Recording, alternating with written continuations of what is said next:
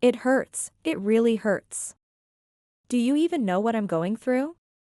Stop staring and help me. My husband, John, shouted with tears in his eyes. He had an accident during a hike with his mistress and was rescued. Now, he's complaining about pain from his hospital bed. That's not my problem. Pain? How could I understand your pain?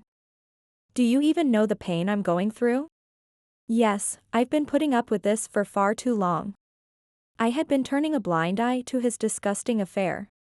What the hell are you talking about? You know what, just get me some painkillers. He can't play dumb anymore. It's time to confront him. I'm going to put him in his place, a place of never-ending shame. Just then, I heard a familiar voice from the next bed. The woman who was hiking with him. Finally, his mistress revealed herself. And that woman is none other than My name is Emily. I graduated with a degree of Pharm.D. from the University of Michigan, passed my board exams, and now works as a part-time pharmacist in our local hospital. I got married 5 years ago. My husband, my son, and me live in the center of a bustling city. My husband, John, works at a major IT company and is always super busy.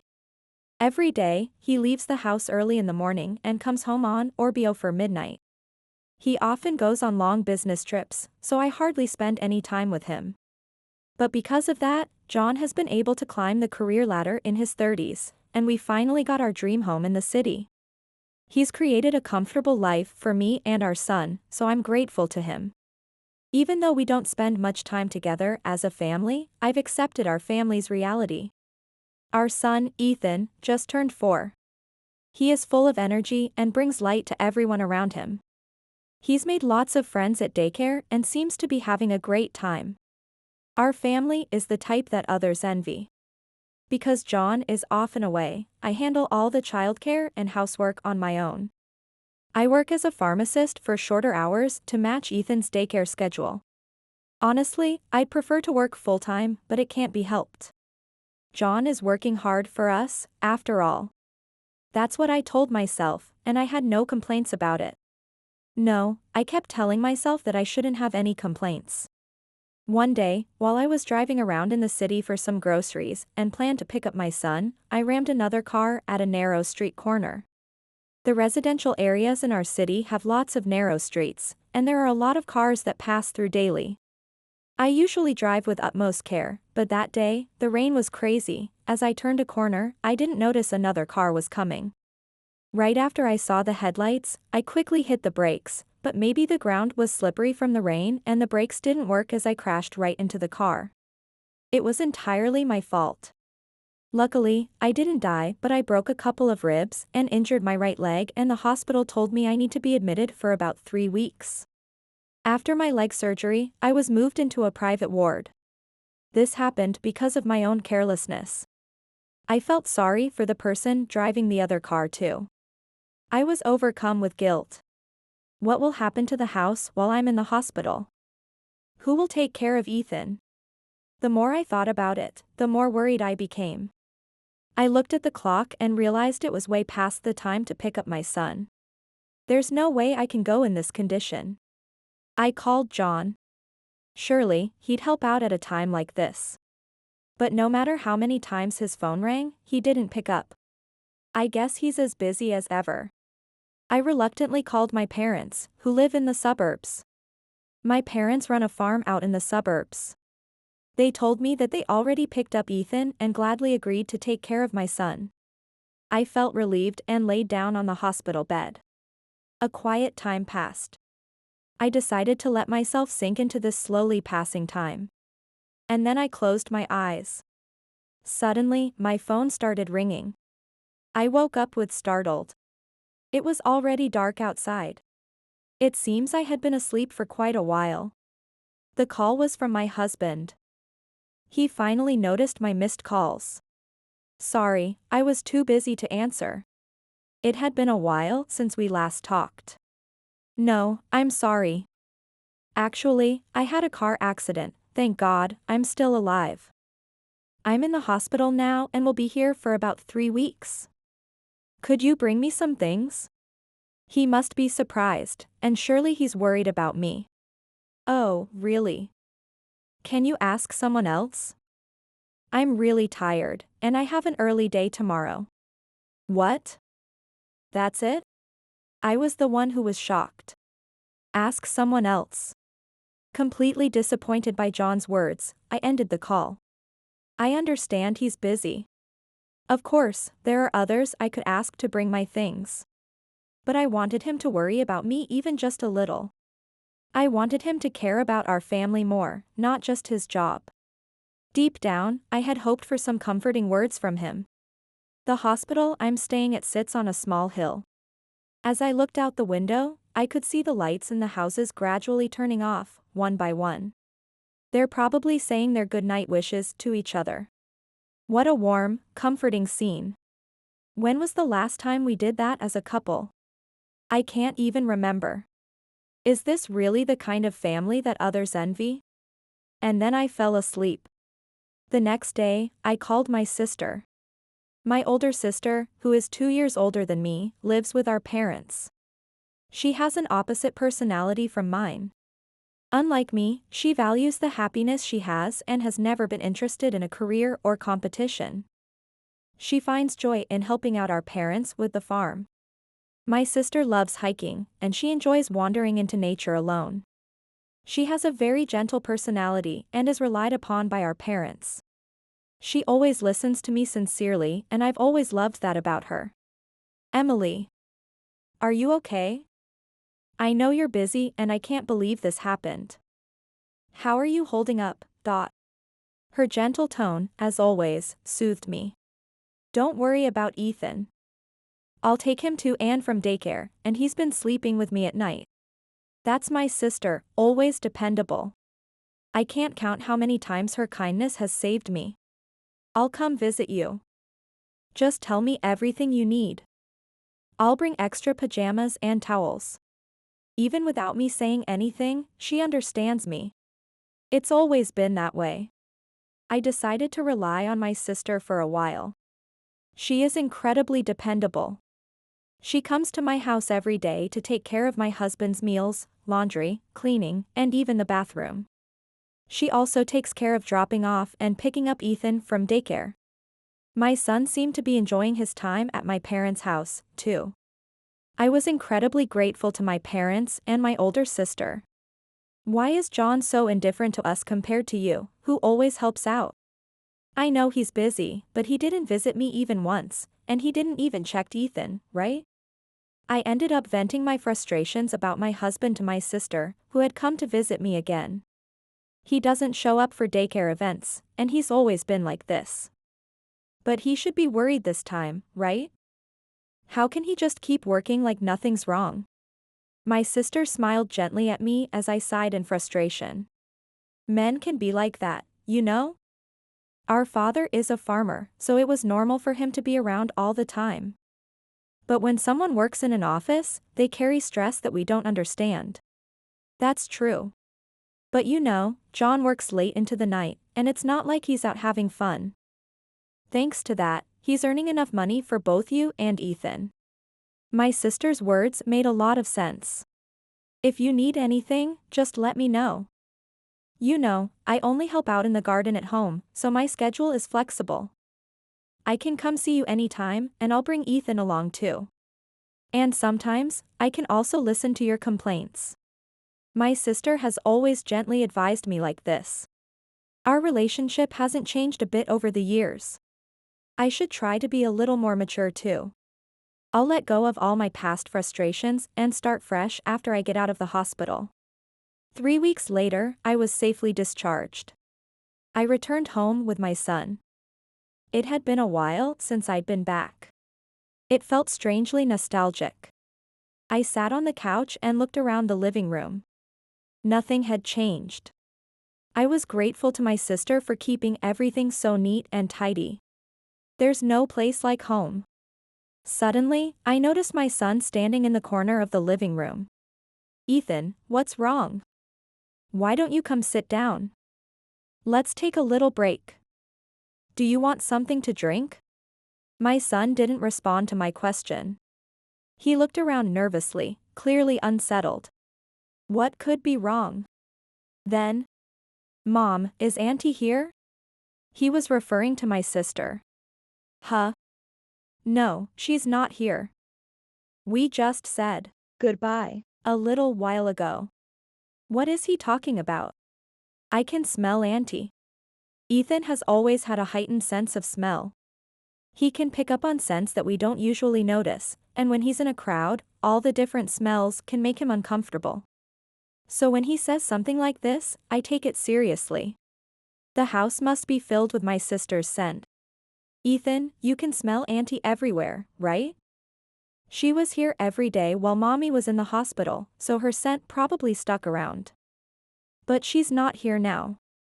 I had asked her to handle everything, cleaning, laundry, and even cooking for my husband. It's no surprise that her scent lingers. No, Auntie's definitely here. Look, come here, Mom. My son grabbed my arm and started pulling me along. I let him lead me as we walked. We went upstairs to the second floor. Then he stopped in front of our bedroom. Ethan, you know this is our bedroom. Auntie couldn't be. But my son didn't listen and opened the bedroom door. He said innocently. Right here. Auntie's scent is so strong here. She's been sleeping in this bed, hasn't she? My son smiled brightly. At that moment, my mind went blank, and I felt the blood drain from my body. My sister, sleeping in our bed? What does that mean? My sister's gentle smile flashed through my mind. No way, I'm overthinking this. That can't be true. My sister would never do something like that. I hesitantly asked my son. Ethan, while Mommy was in the hospital, you slept with Auntie every night, right? My son looked puzzled. No, I slept with Grandpa and Grandma. Grandpa on my right side, and Grandma on my left side. It seems he slept between my dad on the right and my mom on the left. Then, where does Auntie? Should I really find out more? Sometimes, ignorance is bliss. But no, there's a chance it's a misunderstanding. My sister would never. My mind was spinning with all sorts of thoughts. Auntie doesn't come home at night. She always comes back in the morning and takes me to daycare. My son said this as he walked down the stairs. I was left standing alone in the bedroom. Could it be that my husband and sister spent every night together in this bed? My husband, who's completely indifferent to me, is sleeping with my sister. My sister, who had been cleaning the room so meticulously to avoid me noticing. She must have forgotten to get rid of the scent. She never expected my son to notice. After that, my husband and I continued our lives just as we had before I was hospitalized. As usual, there's no family time. The only change is that now I turn my back on my husband. Disgust fills my mind, and I can't bring myself to face him. And I can no longer sleep in that bed with him. I had planned to let go of all my frustrations and start fresh after being discharged from the hospital. But the few days since I was discharged felt like a distant memory. Where did we go wrong as a couple? One night, I felt unusually anxious. My husband was late as usual, but for some reason, I couldn't shake this uneasy feeling. On impulse, I called my parents' house. My mom answered. Sorry for calling so late. Can I speak to my sister? Oh, she's not back yet. She's been coming home late recently. Maybe she finally got a boyfriend. My mom answered casually. It's not a boyfriend. I swallowed my words and hung up the phone. It's nothing as innocent as a boyfriend. If my hunch is right, my sister is doing something utterly despicable right now. I was shaking with anger, and my hands were sweaty as I gripped my phone. I couldn't let them get away with this any longer. I made a decision. I decided to gather evidence of their affair and put an end to this. A few weeks later, I took a vacation for the first time in a while and decided to go on a trip with Ethan. We planned to go glamping in the mountains and swimming in the ocean, experiencing nature like never before. My son was overjoyed. I'm determined to protect his precious smile. I must never let my son feel sad. I watched my son as he jumped around, filled with happiness and excitement. This child is my treasure. That night, I spoke to my husband. I've got some time off next week. How about a family trip? I knew he wouldn't go. Huh? No, I'm not going. I have work. That's exactly what I expected. It was all going according to plan. When are you going? He looked at the calendar. Monday to Wednesday. Could you take care of your own meals for those 3 days? Got it. You're coming back on Wednesday, right? Yes, that's right. Thanks. So, just to be sure, you'll come back on Wednesday. My husband double-checked our return date several times. I could see exactly what my husband was thinking. And I didn't miss it. He glanced down and smirked for a brief moment. During the trip, my son flashed the brightest smile under the clear blue sky. He was full of energy and excitement for the entire trip. Just watching my son made me happy. Mom, that was so much fun. Let's go again. On the way back home, my son said this, looking straight at me. As long as I'm with my son, I'm perfectly happy. I don't need this facade of a family anymore. And then we returned home. The joyful summer had ended, and the chirping of insects echoed on the breeze. The surrounding trees had changed color, and fall was in full swing. Around the same time, John was scheduled to go on a long business trip. I'm going on a business trip for a week starting tomorrow. Where are you going? I'll be meeting a lot of clients. Do I really need to go into detail? He probably didn't want to give me the details anyway. Understood. I said this and turned my back on him. My husband hummed a tune as he prepared for his trip. Could this trip really be that fun for him? It was as if he was getting ready for a vacation. The next morning, my husband left early. I'm off. The man who usually leaves and returns home in silence suddenly said, I'm off today. He was in an unusually good mood. This isn't a business trip. It's definitely a vacation disguised as one. My husband, who always wears his hand-stitched Italian leather shoes for work, is wearing sneakers. Have a good trip. I sent him off with feigned cheerfulness. I wouldn't have to see his face for the next week. I could enjoy some peace with my son. After watching him leave, I hummed a tune as I returned to my room. But that peaceful time didn't last long. A few days later, after dropping my son off at daycare and arriving at the hospital where I work, my phone rang. It was an unfamiliar number, so I answered with a bit of caution. And the moment I heard what the caller said, I was speechless. The call was from a different hospital, and John is admitted. Apparently, he got to an accident while hiking, slipped on a rock, and fell into a ravine. Fortunately, it wasn't fatal, but he suffered serious injuries and was rescued by a search team. He is now receiving treatment at the hospital.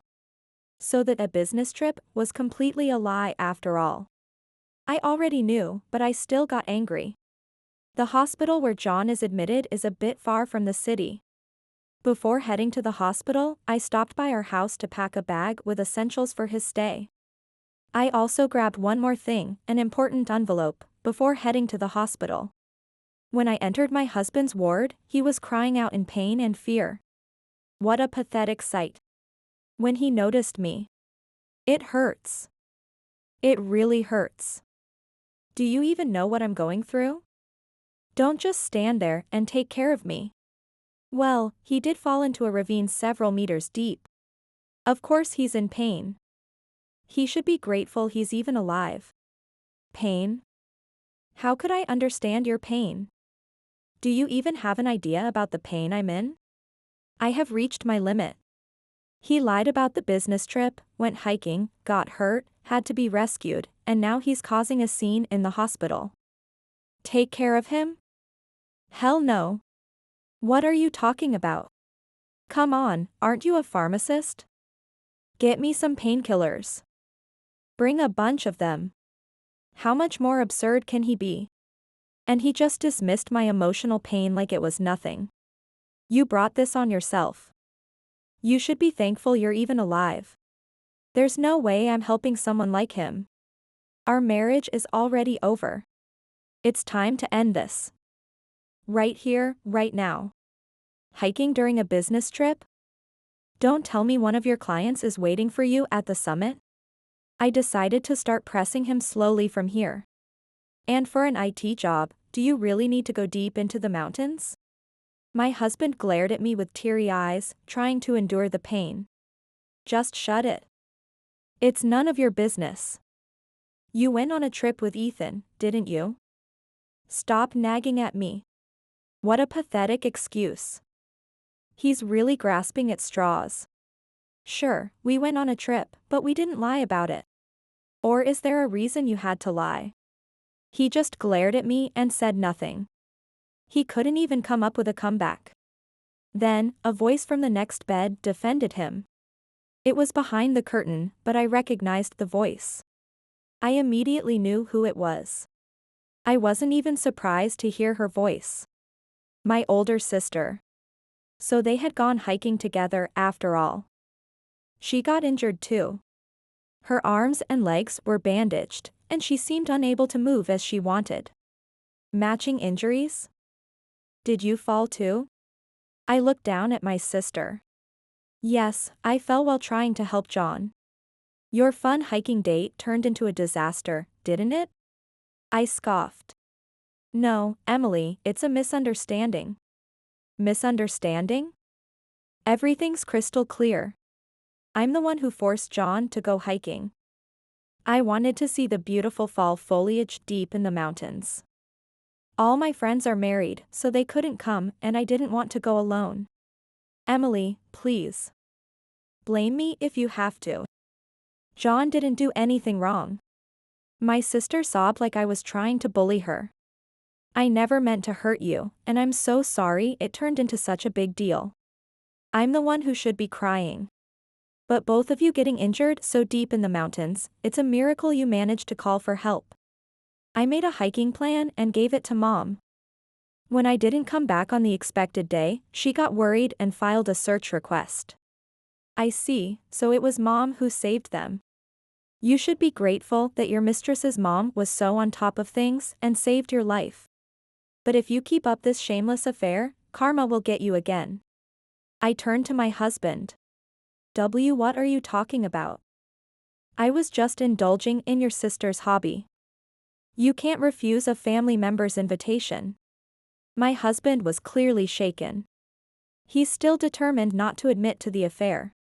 Right, so the business trip was a lie after all. Both of you, stop it. My sister was still playing the mediator/victim. Ridiculous. I don't have time for this charade. I decided it was time to deliver the final blow. I took out the stack of photos from the envelope I brought and scattered them across the floor. My husband and sister were speechless as they looked at the photos. Pictures of the two of them looking cozy, entering and leaving hotels, fluttered to the floor. The day after my son mentioned smelling Auntie, I hired a private investigator to look into my husband's affair. The investigator followed them for several days, gathering evidence. Of course, even on the days when my son and I were on our trip. What the hell is this? Are you stalking me? We just went out to eat together while you were in the hospital. Now my husband was lashing out, while my sister continued to sob uncontrollably. Still not going to admit it? Admit what? I'm telling you, this is all nonsense. If that's how it's going to be, then it's time for the final measure. I pulled out a voice recorder. Yes, the one I had hidden under the bed while my son and I were away on our trip. Knowing we'd be back on Wednesday, my husband had invited my sister over on Monday and Tuesday. And, as expected, they spent their sweet time on our bed. I turned the volume down and pressed play on the voice recorder. My sister's and husband's cheerful voices filled the room. It sounded like they were bad-mouthing me. And then, they got more and more excited. I couldn't listen anymore and covered my ears. Stop it. My husband screamed, and my sister was flustered and panicking. How long has this been going on? I turned off the voice recorder and asked my sister. Emily. I'm sorry. I'm truly sorry. It was just a moment of weakness when you were in the hospital. It was supposed to be just that one time. My sister answered while looking down. A moment of weakness? And that's how you justify sleeping with your sister's husband? I trusted you. I've always loved you. If it weren't for this, we could have. The tears came before the words. I couldn't even look at my sister's face anymore. Then, I'll destroy that thing. My stubborn husband, still refusing to admit anything, lunged forward to snatch the voice recorder from me. But his body wouldn't move as he wanted, and he was struck by intense pain, causing him to fall off the bed. John, stop it. My sister's voice was trembling. John's injuries seemed to have worsened. He screamed and collapsed to the floor. I'm sorry. I'm so sorry. My sister crouched on the bed, unable to lift her head. It was such a bizarre scene. My role here is finished. There is no point in staying any longer. I pressed the call button for the nurse and left the room. All that remained were my husband's screams and my sister's sobs. Emily. I'm sorry. If only this didn't happen, we could have stayed close as sisters. I broke down in tears in the hospital hallway. I tried to stay strong in front of them, but I was really terrified. My legs were trembling. And so, my battle came to an end. After that, my divorce from my husband was finalized through a lawyer. John was ordered to pay a large amount of alimony and monthly child support. When my in-laws learned about the affair, they were furious with their son and personally apologized to me. They felt responsible and assured me they would make sure he pays the child support every month without fail. I'm very grateful to my in-laws for their sense of responsibility. Additionally, they promised to give my son an annual gift of $10,000 as a gesture of goodwill.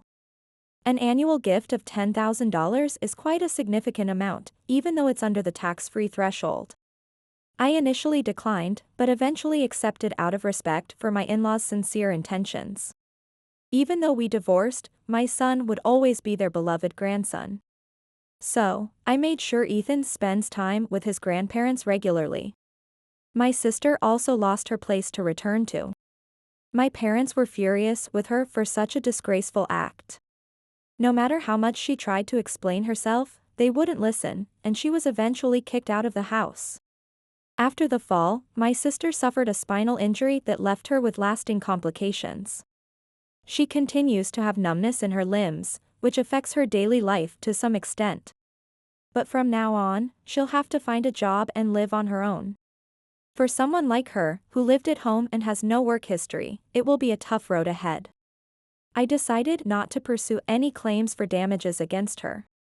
She was someone I truly loved, if not for what happened. Despite the affair, she was the only one there for me when I was in the hospital. This is my small way of supporting her as she tries to start again. My sister also cut ties with my ex-husband. As it turns out, this was her first experience with a man. At first, she accepted my ex-husband's advances out of curiosity, but eventually, she lost control of her emotions and deeply regretted her actions. As a result, she lost the most important thing, her family. She decided to live alone until she could at least earn her family's forgiveness. John also suffered permanent loss of both his legs. He will spend the rest of his life in a wheelchair. He was actually on the fast track as a rising star executive was transferred to a department where he could work from a wheelchair. Now his duties mainly involved data entry, answering phones, and other menial tasks. Rumors of the affair spread throughout the company, and the after effects took a toll on John mentally. Under intense pressure from his parents, he worked desperately to pay the alimony. Even so, he struggled to make ends meet and ended up selling all the expensive things he once owned. John was literally left with nothing. He now struggles to get by in a small, old apartment that's far from accessible, dragging his uncooperative body around. Neither my sister nor my ex-husband could have imagined this outcome. If only they had held back at that moment, none of this would have happened.